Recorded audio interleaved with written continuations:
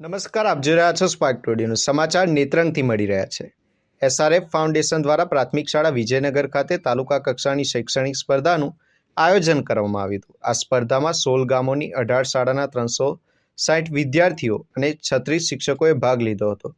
કાર્યક્રમનો શુભારંભ તાલુકા વિકાસ અધિકારી યોગેશ પાવર, મોરિયા શાળાના આચાર્ય દિવાનજીભાઈ અને કુમાર શાળાના નેત્રંગની આચાર્ય અનિતાબેનના હસ્તે કરવામાં આવ્યો હતો. દહેજ સ્થિત એસઆરએફ પ્લાન્ટના પ્રતિનિધિઓ જીતુભાઈ ચૌહાણ અને અજય ગોહિલ ખાસ ઉપસ્થિત રહ્યા હતા. સ્પર્ધામાં જસ્ટ મિનિટ, સ્પેલ બી, કાવ્ય વાચન, નિબંધ લેખન, ક્વિઝ અને વક્તૃત્વ સ્પર્ધા જેવી વિવિધ પ્રવૃત્તિઓ યોજાઈ હતી.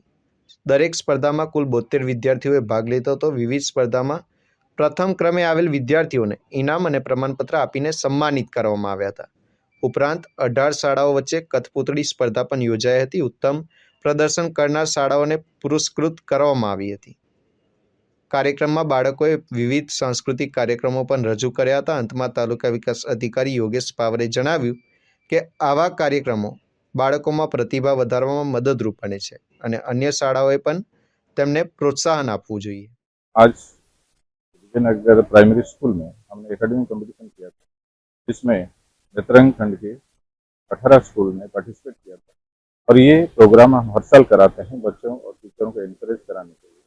और बच्चों के अंदर में एक प्रतियोगिता कराते हैं ताकि बच्चे उस प्रतियोगिता में भाग ले और उनका अंदर में कॉन्फिडेंस पैदा हो.